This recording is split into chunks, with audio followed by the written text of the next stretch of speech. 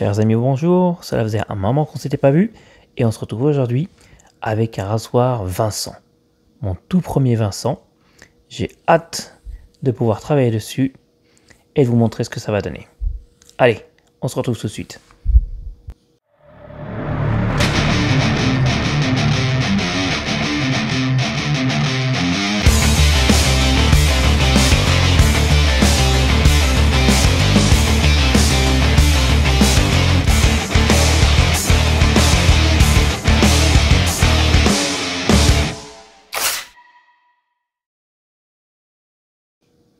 Et donc nous y voilà, une jolie boîte qui est marquée Vincent l'Intrépide.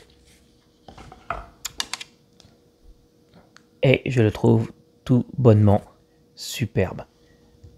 Une superbe chasse avec des gravures, je vais essayer de vous les montrer, absolument somptueuses. Donc là, on voit même la gravure sur la chasse. Alors je ne sais pas si vous allez pouvoir voir les gravures sur la lame, mais elles sont vraiment magnifiques. Alors je l'ai poli juste avant, il était un petit peu rouillé. Donc là il brille bien. Regardez-moi ces superbes gravures. Et même ici, voilà, c'est vraiment très haute finition. Alors on est sur une lame de 5/8e je pense, peut-être un petit peu moins.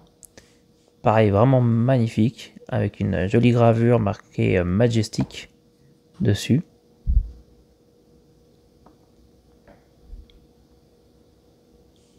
Et donc c'est un Vincent fait en France.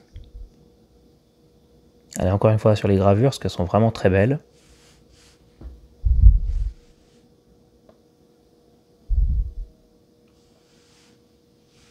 Et j'ai réussi à pas mal le polir, du coup on a un joli poli miroir qui est bien top.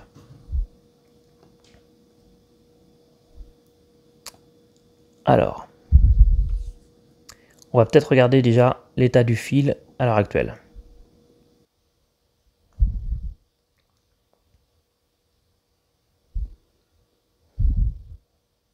Donc, hop, une petite crevasse ici, un petit peu d'oxydation, encore un peu d'oxydation, encore de l'oxydation. Ouais, quelques dents, oula, pas mal d'oxydation. Bon, allez, on va protéger ces belles gravures avec notre scotch habituel. Je vais passer un coup de feutre dessus, parce que j'ai aussi remarqué que la lame n'était pas forcément très droite. Et on va y aller directement avec une Atoma 600 diamantée. Alors je vais vous montrer plus tard, mais vous allez voir que cette lame est très surprenante. Elle est extrêmement fine et très flexible. On dirait limite une lame de rasoir DE en fait, de sûreté. Alors on va même rechanger le scotch, parce que là j'y suis allé quand même pas mal fort. Et je remarque que du fait que la lame est très flexible, eh bien c'est pas si facile que ça à la redresser, parce qu'elle se courbe beaucoup. Du coup faut pas appuyer beaucoup sur la lame, mais il faut y passer beaucoup de temps pour la redresser et la mettre droite. Alors qu'est-ce que ça donne désormais? Bon, là on a créé un biseau, et qui est plutôt pas mal en plus.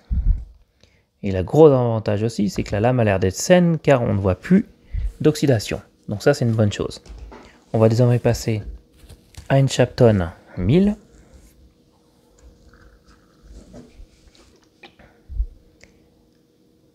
Pour accélérer les choses, ce que j'aime bien faire, c'est créer une boue sur cette Shapton avec une Atoma aussi. Donc on va garder la 600, elle est bien. Des fois j'utilise 600, des fois la 400, celle-là c'est une 600.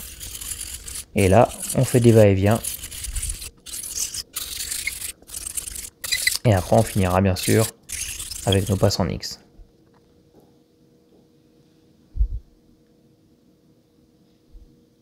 Alors c'est pas si simple que ça à redresser la lame. La lame elle est encore un peu courbée. Du coup, vous savez quoi? On repasse à nouveau à la Thomas. C'est une lame qui est franchement pas facile à bosser. Du fait qu'elle est très flexible, elle peut se déformer rapidement sur les pierres. Regardez-moi ça là.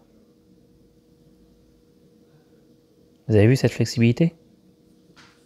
C'est la première fois que je travaille sur une lame aussi fine. C'est, je dois dire, très déroutant.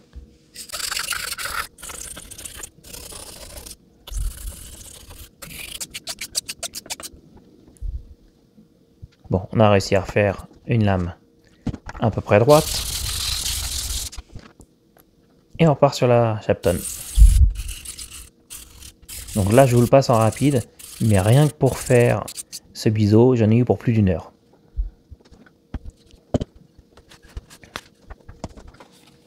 Allez, on peut passer à la Shapton 5000 désormais.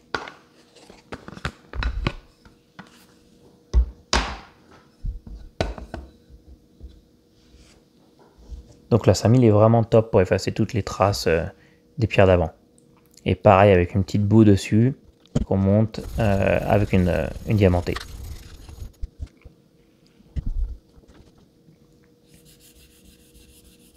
Et à nouveau, des va-et-vient au départ. Et ensuite des passes en X. Et là où il faut faire vraiment attention, c'est vraiment ne pas appuyer parce que cette lame se déforme très rapidement, ou se creuse même si c'est un acier qui est assez dur.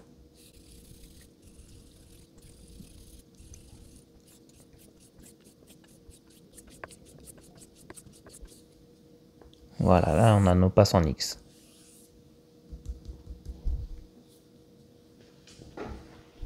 On essuie bien la lame, on essaie pas de se couper. Et désormais, on passe à la pierre naturelle japonaise Nakayama LV5++, donc une pierre très dure. On ajuste notre support. On la mouille légèrement.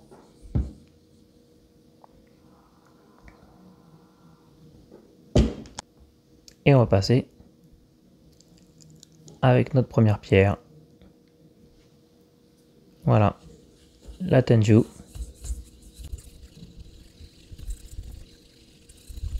Et donc avec un grit autour de 7K. On montre une jolie boue qu'on approche près de nous.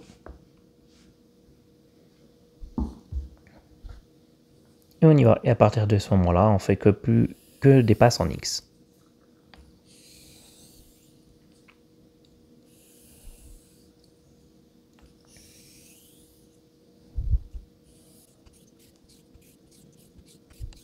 Alors, vu la finesse de la lame, je pense que si je réussis à bien l'affûter, le rasage va être très chantant. Allez, on essuie et on regarde un peu ce que ça donne au microscope. Bon, bah là, ça commence à être sympa. On a un fil bien droit, qui commence à être pas mal du tout. Allez, on passe à la pierre de boue suivante.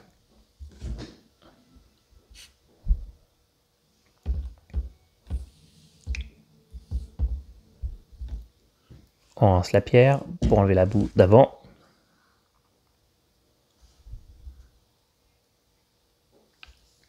Et on passe à la Mejiro. Donc avec un grit de 8-9K.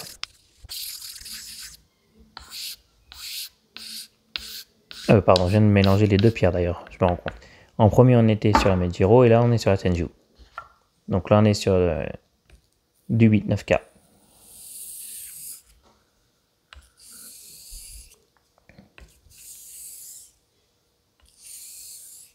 On fait un geste bien appliqué.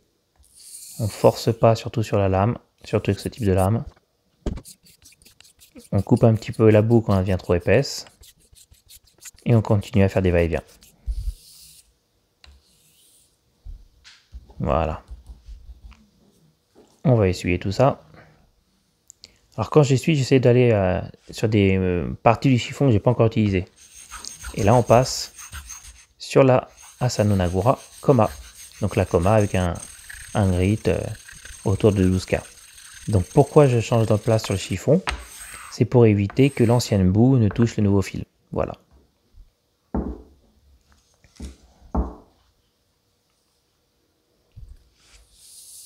Et là pareil, on regarde bien que la boue se déplace bien sous la lame.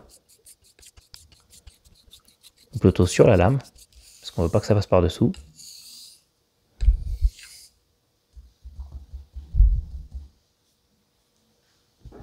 Voilà, que quelques passes, ça suffit.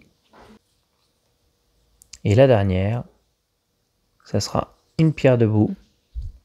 Celle-ci, je ne sais plus laquelle c'est. C'est Nasaki. Donc une Nakayama Asaki. Donc une Tomonagura qui aura un grit aux alentours de 15 000 à peu près. Pierre debout, donc on fait une pierre debout, on fait une boue très fine. Et on va faire que quelques passes, juste pour finir. Donc c'est vraiment de la finition là. Et vraiment, la poids de la lame suffit. J'utilise l'autre main rien que pour m'assurer que la lame est bien droite. Mais on n'appuie pas, ça sert à rien.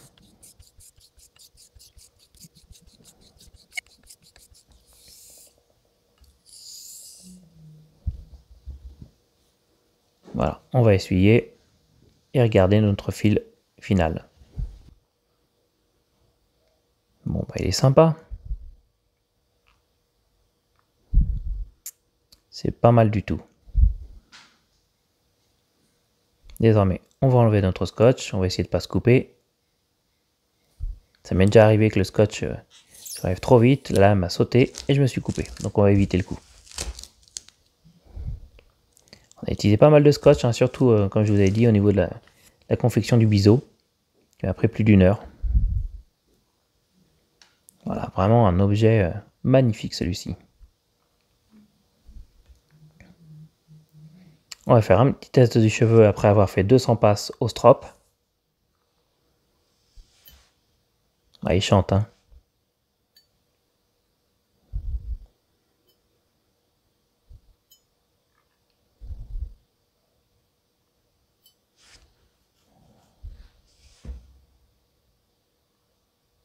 Bah, je pense qu'il va être pas mal du tout celui-ci, hein. Et la question ensuite c'est, est-ce que ça rase bien? Et la meilleure manière de le savoir, c'est de vous montrer ça en image.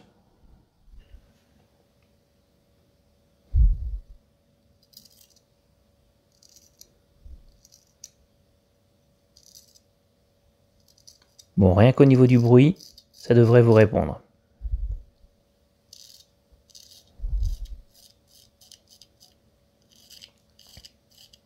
Et je dois dire que ce rasoir-là était assez déroutant.